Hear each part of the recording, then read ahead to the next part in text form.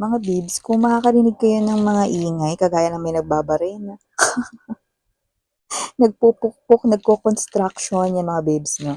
May ongoing po kasi na, construction 'no, dito sa aming neighborhood. Kaya naman, thank you for your patience and understanding, and please just bear with me and listen to my voice na lang, okay. So let us see. Okay.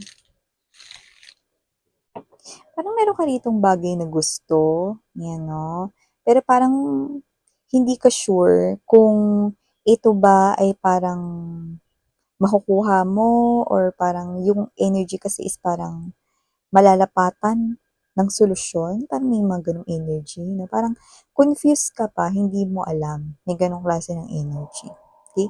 Pero nakita rin ako dito na parang nakikipag-communicate ka patungkol sa bagay na 'yan, may involved man na tao diyan or whatsoever, parang ikaw ito na gumagawa ka ng paraan 'no, para malapatan 'yan ng solusyon, parang gano'n.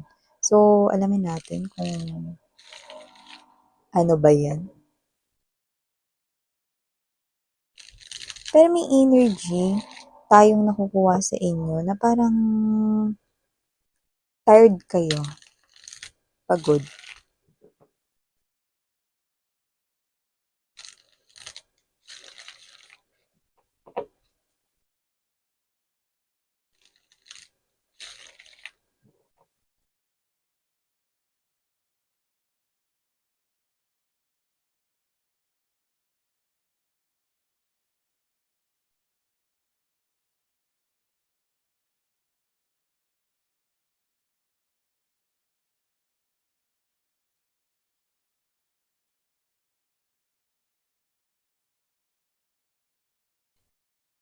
Mhm.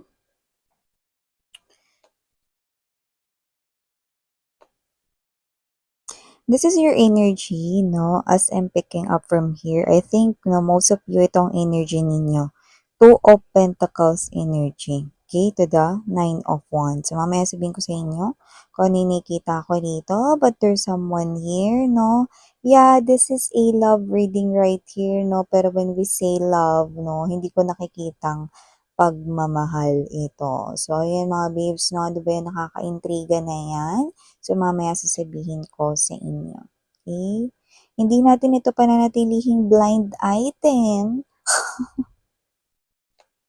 Kasi hindi naman talaga ito ka-blind-blind item 'no, kitang-kita ang mga galawan nitong person na 'to with the Seven of Swords energy, Four of Cups right here, okay.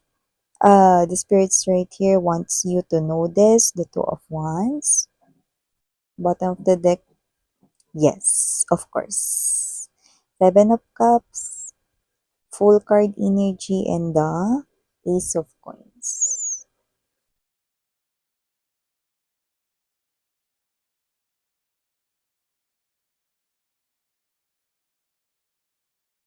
Hey there mga may loves collective, welcome new viewers, my name is Yan, tuloy kayo. At sa mga returning kong mga tambayers na walang kasawa-sawang tumatambay here and there sa aking isa pang channel, yes, you heard it right, mayroon pa po tayong isa pang channel, ang link ay nilagay ko sa description box ng reading na to, kaya naman if interesado ka na tumambay din doon din, hindi kita pipigilang gawin yan, pero gusto ko lang malaman mo na pick upin mo lang yung mga mensahe na tingin mo at ramdam mo para sa'yo, at kung hindi, then just leave the rest behind 'no, kasi baka para naman yung ibang mga mensahe, para naman sa ibang mga viewers or tagapakanood or tagapakinig, okay. And yes, wala tayong gender dito, babae, lalaki, LGBT, lahat welcome. Puwede niyo rin pong pagpalit-palitin yung roles kung gusto ninyo, pero dito hindi kapalit-palit. At siyempre timeless ito, sa puwedeng ito ay tapos na, nangyari na 'no, at yung iba nangyayari 'to ngayon, nangyayari 'to ngayon, okey. At yung iba naman ay posibleng mangyayari pa lang, kaya naman just take how this resonates. But I do see that even though this is a love reading right here, it's not love, you know. So nakita ko rito na yes, kung sino man ito, puwedeng asawa mo na siya, boyfriend, girlfriend, committed ka sa kanya, Hierophant energy, kasal ka sa kanya, live-in kayo matagal na, kung sino man siya mga babes. Parang araw-araw ka niya ritong inaaway with the Five of Swords energy and the Nine of Wands right here.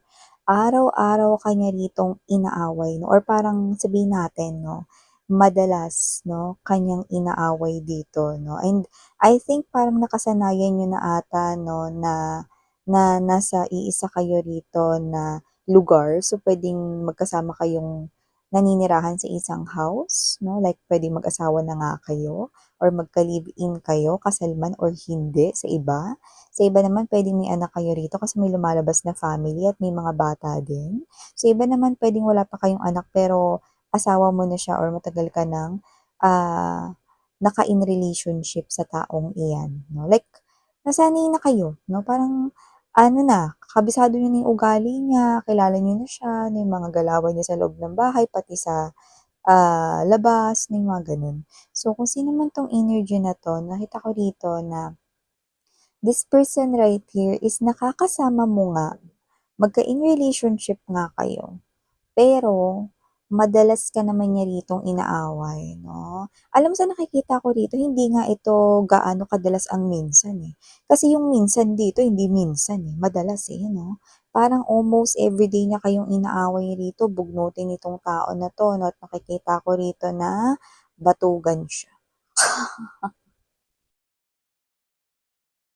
Ego, you know? Kasi naman 'tong energy na 'to nakikita ko rito 'no, na ikaw yung pinaka nag-e-effort rito, you know, nakikita ko rito na with this Nine of Wands energy to the Ten of Cups na ikaw yung mas maraming effort 'no, sa inyong pamilya. Ikaw yung mas maraming ambag, you know. Hindi naman talaga ito ah, paramihan ng ambag 'no, sa loob ng relasyon. Wala naman talagang gano'n mga mahal 'no. Pero dito kasi 'di ba, ano man lang yung parang peace of mind na lang 'di ba? Pero dito kasi mga babes 'no, hindi ko mapigilang hindi magsalita kasi kayo yung nagpapagod dito. Siguro kayo yung, pinaka nagbibigay sa inyong pamilya, may mga bata man or wala 'no. Kayo yung may pinakamalaking ambag, in short 'no. Siguro kayo nagbabayad ng kuryente, mga utilities like water consumption in everything, 'di ba? Mga pambili rin ng pagkain ninyo, ilang beses kumakain, siyempre 'di ba higit sa 3, 'di ba may merienda pa, 'di ba? Eh, paano kung may bisyo pa 'to, may yosi break pa 'to, ano bibigyan mo pa 'to ng allowance, 'di ba? Kung sino man 'tong mga babes 'no, buhay prinsesa, buhay prinsipe na nga siya sa inyo, pero bakit palagi niya pa rin kayong inaaway? Aba, teka, i-rolyo ko nga 'tong sleeves ko dito. May pag-rolyo ng sleeves 'no. Actually, umiikot na rin yung bilog ko sa mata mga babes 'no. Kasi hindi ko na mapigilan mag-roll ng eyes dito sa inyong person dahil hindi ko ma-getching kung bakit ang dupes ng kanyang best, 'yan 'no. Nakikita ko rito na kung sino man 'tong energy na 'to 'no. Alam mo yung pagod ka na nga sa work, 'yan 'no. Kasi itong Nine of Wands energy is an indication right here na gumagawa kayo, kumikilos, 'no, at kayo itong mga babes 'no, na patuloy niyo itong ginagawa, may consistency dito. Tuloy-tuloy ito 'no, with the Eight of Wands energy nakikita ko na consistent ang pagbibigay ninyo sa inyong pamilya 'no. So, nakikita ko rin dito na, mas marami yung nagagawa mo for your family 'no, kesa or kumpara dito sa iyong kapareha or partner. So, parang alam mo yun 'no, meron na lang siya ditong hino-hold na title na as boyfriend, kung boyfriend mo man 'yan, or as live-in partner kung live-in partner mo man 'yan, or girlfriend kung girlfriend mo man 'yan 'no, or parang kasal lang kayo sa papel mga babes 'no, pero yung tulong wala, you know?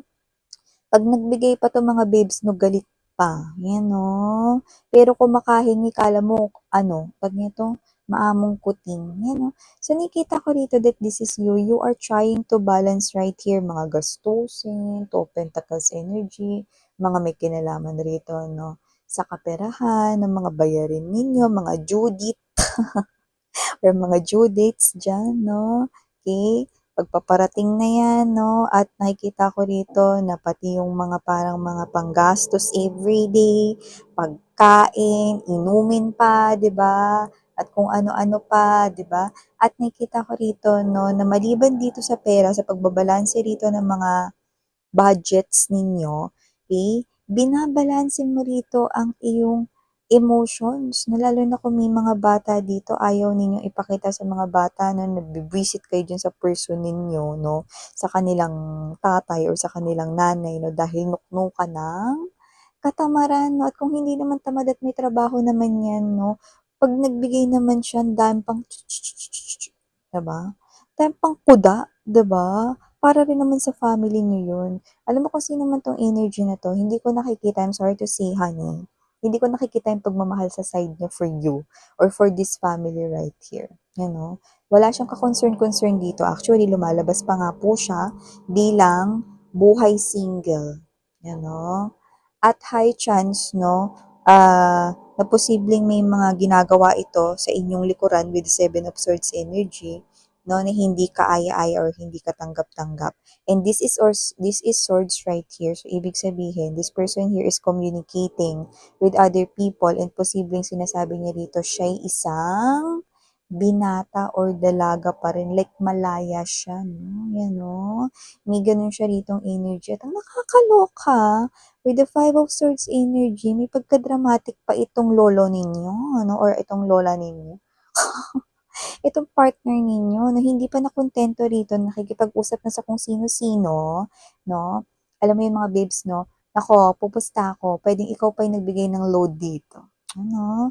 Kaya naman kung sino man itong mga babes na nakikita ko rito na maliban diyan, sa kanya ritong pakikipag-usap, pakikipag-chat, pakikipag-connect sa kung sino-sino online, 'no? Nakikita ko rito na meron pa siya ritong ginagawa 'no, na parang nagdadrama siya, na nandodo'n daw siya sa nanggaling siya sa mga relationships na siya yung sinasaktan, iniiwan, ay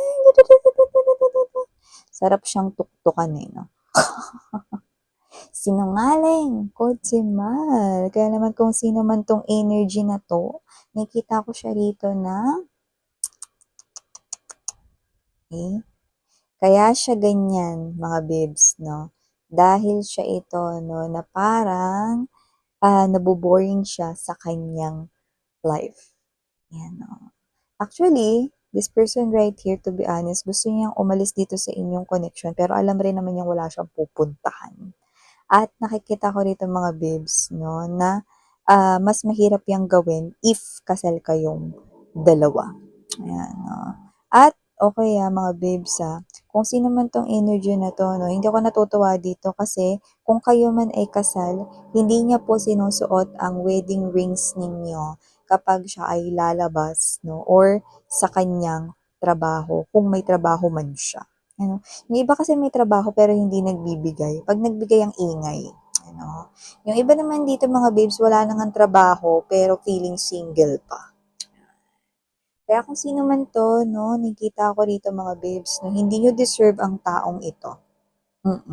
Mga babes, hindi na uso ngayon ang pagiging martyr, okay? At nakikita ko rito na parang pahinga na nga lang yung gusto ninyo, katahimikan na nga lang hindi niya pa mabigay.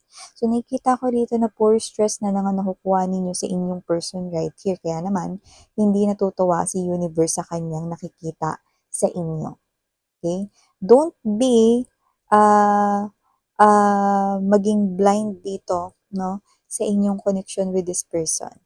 Universe wants you to step out from this connection because you do not deserve this person here. Okay? Yung iba kayo na nga nagpapalamon dyan pero ang dupes pa ng pes. Inaaway pa kayo almost every day.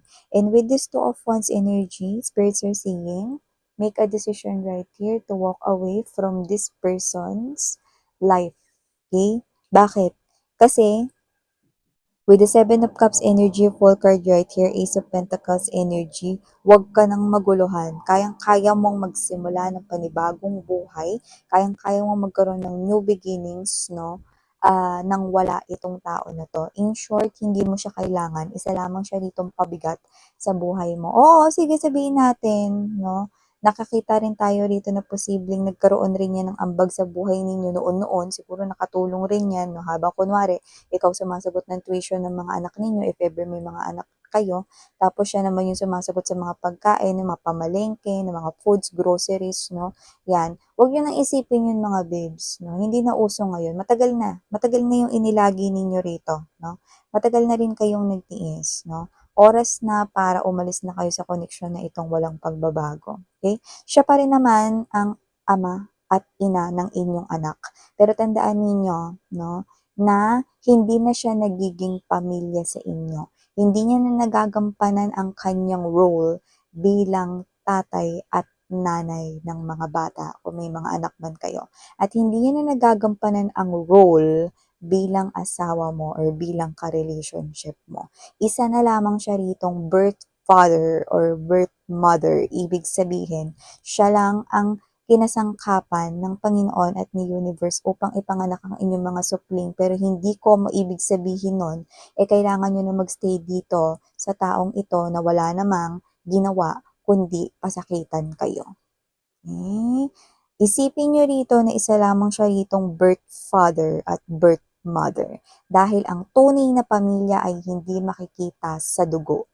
Minsan, di ba, makikita mo yun sa ibang tao. Di ba? May mga instance na gano'n, no? Example nito, no, yung mga magulang na nag-ampon, no, sa mga antag nito, mga ampunan, kumuha sila dun, 'di ba? Nag-adopt sila ng child, tapos tinuring nilang kanila. Magkakakonekta ba sila sa dugo? Hindi, 'di ba? Pero minahal nila yung bata na parang kanila. Yun ang tunay na pamilyang matatawag. Ito, batugan 'to. Puro na lang kaya inaaway nito, okay? Magkadugo man o hindi, no, or whatever, okay? Nakikita ko rito na kailangan nyo na siyang i-let go dahil kayang-kaya nyo magsimula rito ng magandang simula sa inyong buhay. Okay? Pero syempre, it's up to you kung reading nyo to mga mahal or hindi. Okay? Thank you again. I'm Yan Saranghiyo. Love and light. Annyeong.